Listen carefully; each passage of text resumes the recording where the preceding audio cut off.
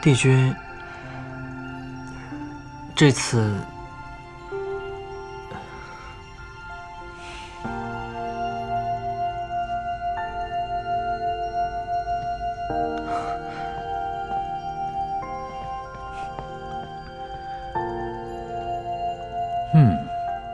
这个位置还不错。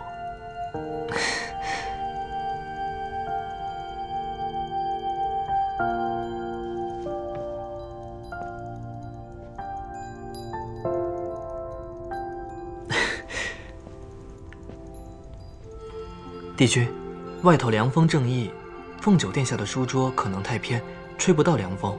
待臣将凤九殿下的书桌也挪挪吧。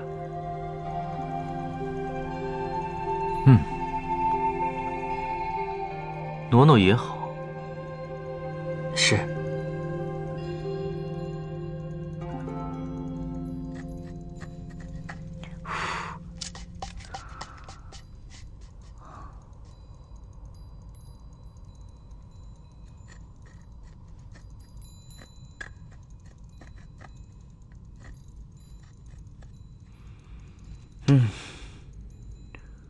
我记得年前也是和你在太晨宫下棋喝茶，曾对你有一劝，说有朝一日你若是想通了，娶一位帝后，知鹤倒是不错。但现在看来，知鹤配你确实勉强了些。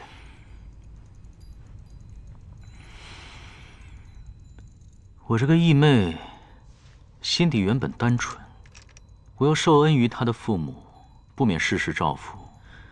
可能是我太过照顾于她，以至于她太过骄纵。所以你把她送去了西海水君那里，再磨一磨她的性子。西海水君为人正直，倒是一个不错的老师。若是知鹤能从他身上学到一二，想必一定会有所长进。你也算是为他步步操心了。不过你等了这么多年，等来凤九，也算是没虚等。果真只有他能承得起你的帝后之位。你今日喝醉了酒，竟难得听你说几句好话。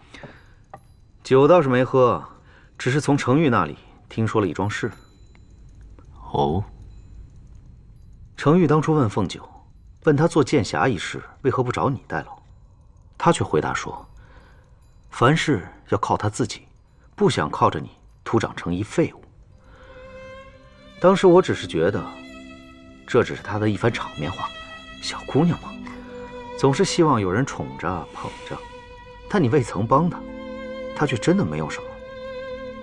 那番话竟然是认真的。小白他一向很懂事。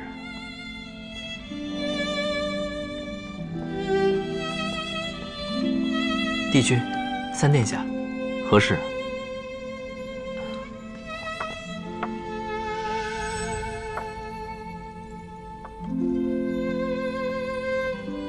比翼鸟族、夜宵族人都已安排妥当，今日重林已亲自问过。你这一日一问，也过于慎重了些吧？只是，天宫毕竟人多嘴杂，仙娥仙童之间难免传话，只怕这件事情早晚会让凤九殿下察觉。无妨，他现在忙于冰藏之礼，没时间分心。待礼完，我便带他去碧海苍陵，大婚前再回来。你也过于太呵护他了。他才多大，应该好好让他享受一番新婚的喜悦。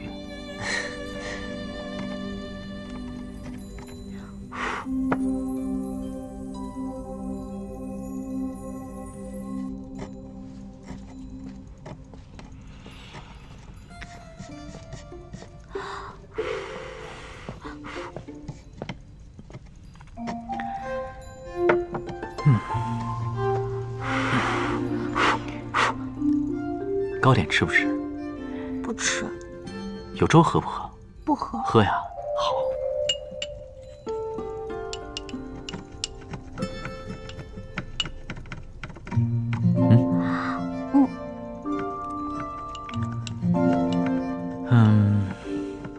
什么时候带我去青丘见你父母啊？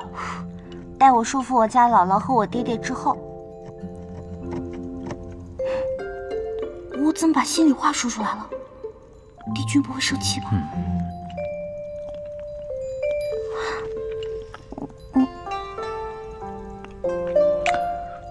累了？累了那就睡会儿，我不累，你靠着便是。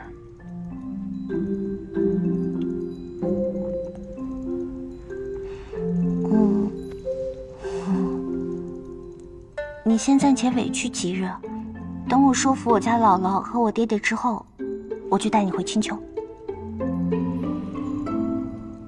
行吧。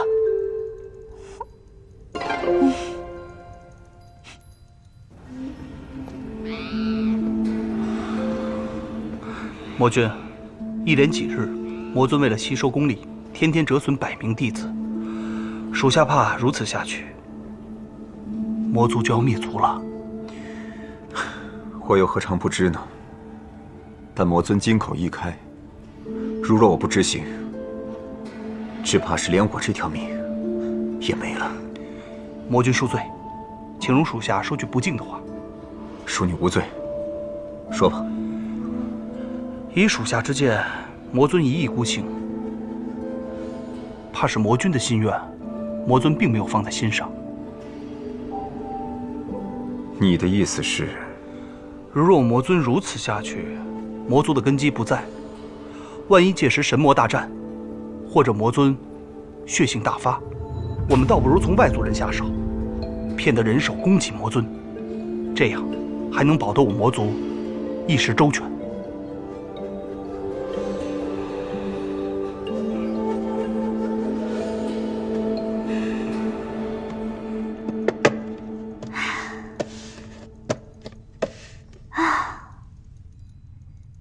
距离冰藏之礼还剩下不到2日了，这桩大事终于要有一个了结了。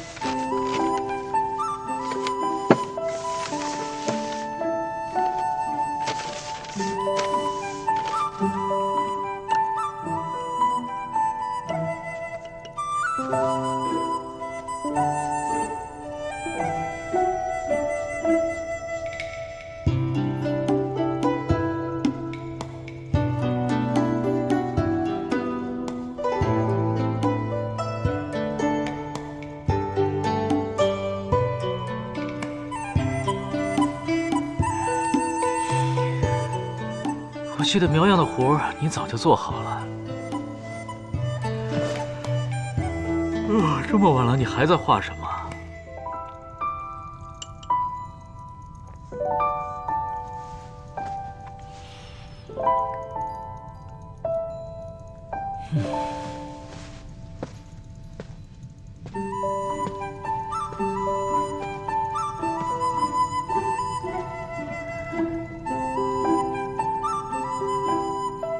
原来画了座房子。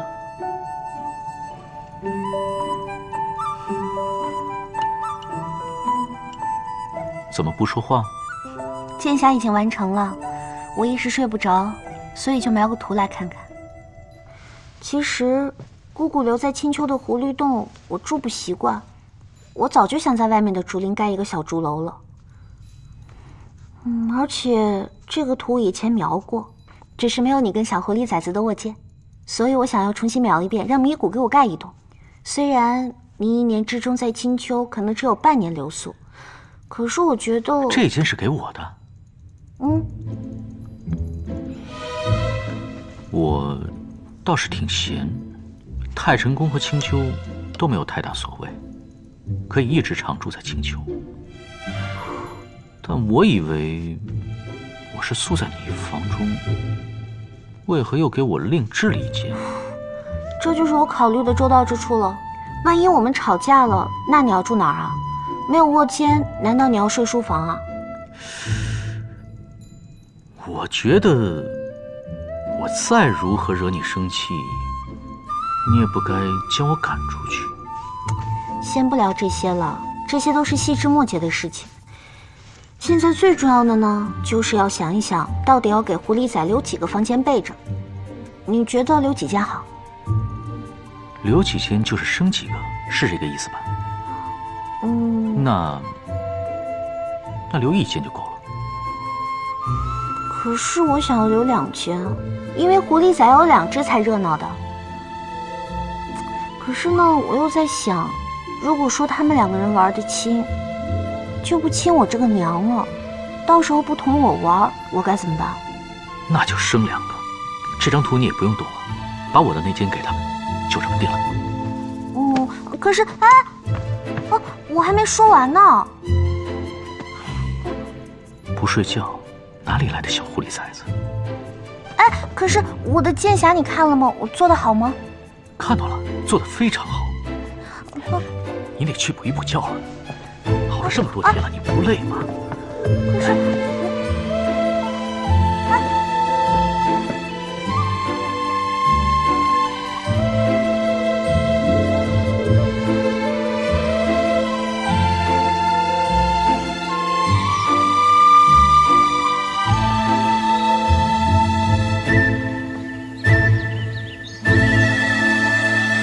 来人还真不少啊。青丘作礼，历来不张请帖。八荒仙者，有意且有空的，来者便是客；无意或没空的，也不勉强。说得好，这就是青丘的做派。不过，尽管如此，什么样的规格，什么样的场合，天上地下排得上号的神仙们，会来哪几位？还是估摸得出的。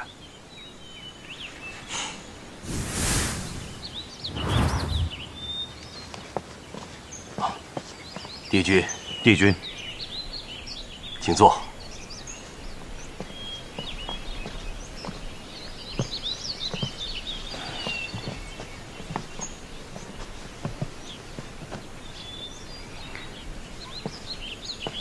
上神，帝君一向不爱凑热闹，今日怎会来参加小九的冰藏之礼？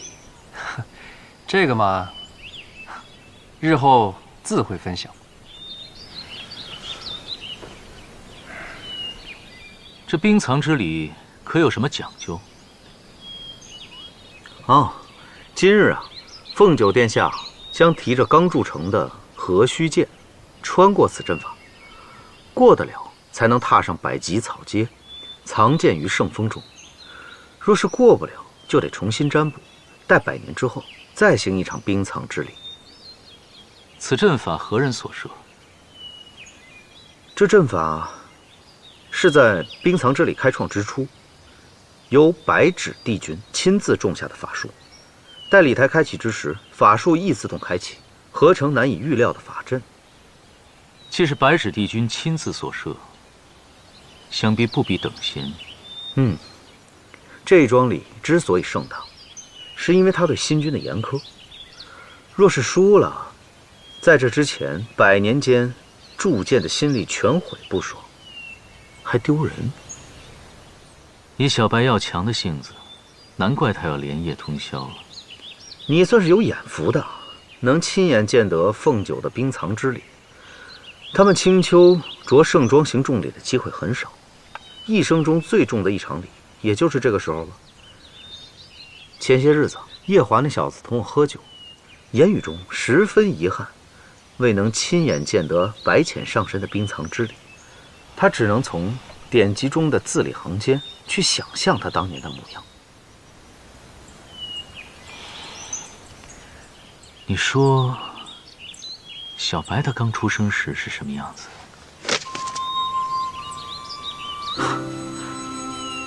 你这话可千万不能让叶华听到，保不准他以为你在气他。同是青丘的女婿，他可比你早先行事，经验丰富，小心他给你使绊子。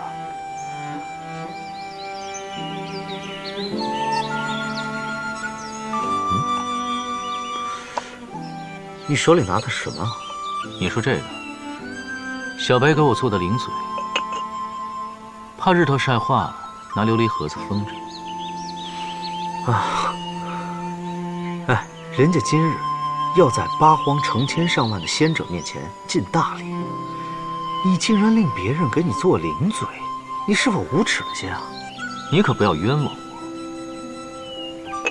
我第二次见小白的时候，他就将花盆往我头上踢，还能镇定自若地嫁祸给尼姑。区区一个小镇长罢了，你以为他那么容易紧张吗？按照位分，凤九的爷爷也坐在你的下手，他竟然有胆量敢拿下你，这种场合，果然他无需紧张。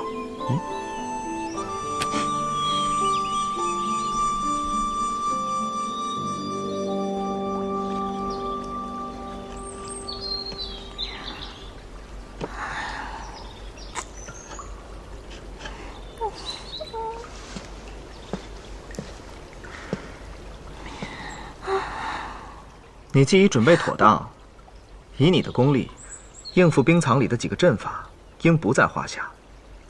怎得如此紧张啊？小叔，我不是紧张这个，爹他来了吗？你这可不是废话吗？今日由你爹替你主持冰藏礼，他能不来吗？那娘呢？其他叔叔呢？你的大事当然都来了，该来的来了，不该来的也来了。不该来的谁啊？东华帝君啊。他怎么来了？我怎么不知道啊？怎么，你不知道他要来吗？小叔，有件事情我需要同你讲一下。何事？一会儿冰藏典礼结束之后，我想带个人去见一见我爹，你可以陪我去吗？莫说这么多了，等冰藏之礼结束之后再说吧。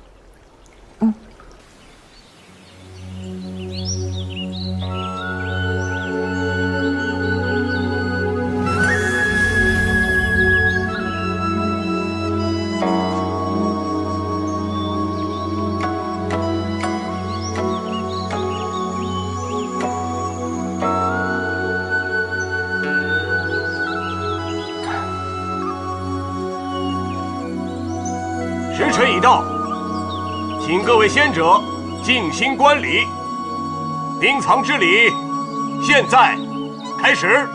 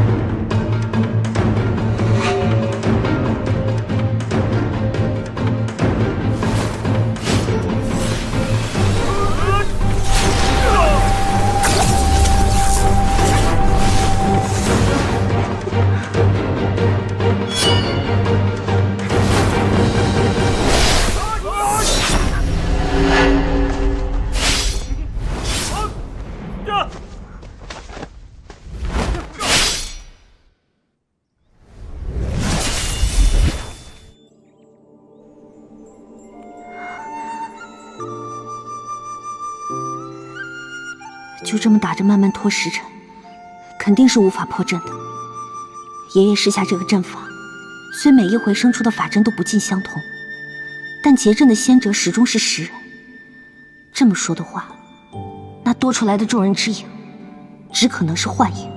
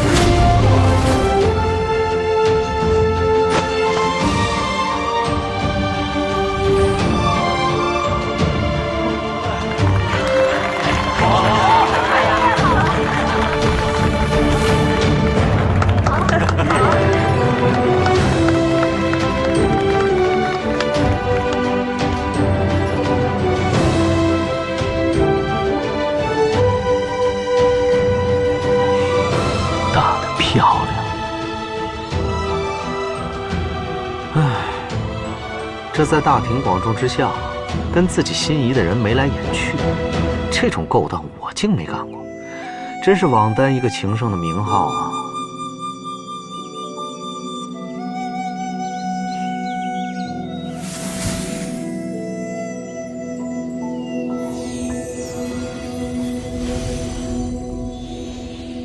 终于可以好好显摆显摆这几日辛苦做的剑侠了。情以何须？藏此堂庭，武德永固，佑我东荒。少君大德，承此玄牒，情以何须？藏此堂庭，武德永固，佑我东荒。哈哈哈哈哈！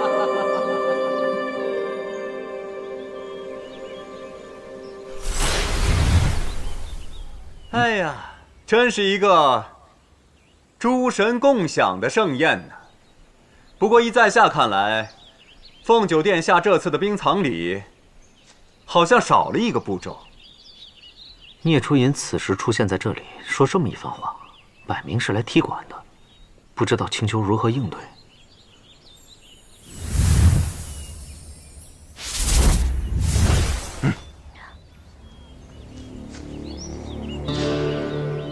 本君听闻，魔族一贯潇洒，不拘礼法，却不想玄之魔君倒是重礼得很。今日我们青丘在自家地盘上行一个古礼，还累玄之魔君大驾前来提点一二，真是惭愧惭愧。白衣上神，此言就诧异了。提点2个字，真的是折煞本君了。不过在下有幸在洪荒时代看过2场冰藏礼，甚为向往。我记得当时试剑之后皆为比剑，为何现在轮到凤九殿下试剑之后变为藏剑了呢？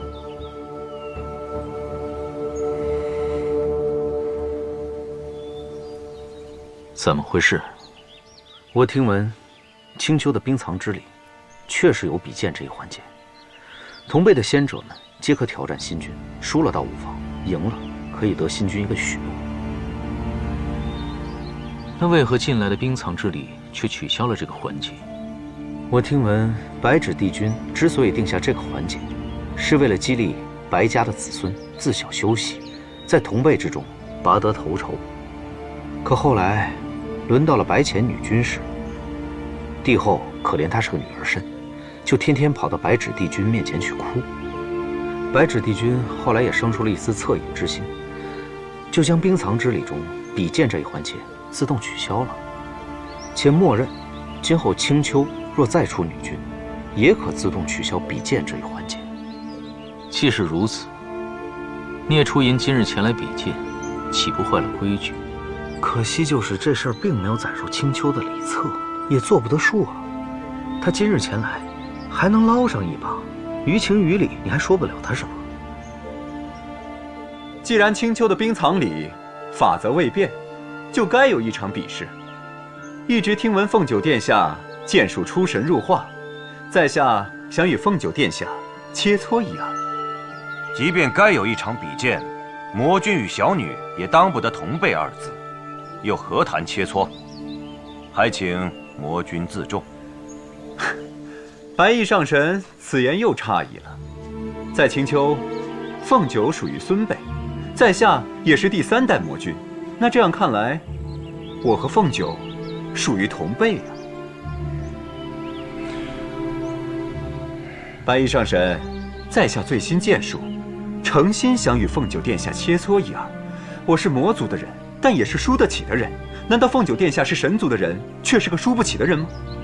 哼，原本是一场你族内的比试，他这么一说，倒成了2族后辈的较量。神魔2族近年虽然修得木林，但终究在根儿上有了嫌隙。小聂魔君这么一挑衅，八荒六合都在看着，这下小九不上也得上。我倒是不明白了，他放着个好好的魔君不做，非要来凑这一场热闹，还落下个以强凌弱的名声。父亲，既然魔君执意赐教，也不知何时能够遇上这样的高手。小九愿一试，定会有许多收获。凤九殿下快人快语，如此甚好。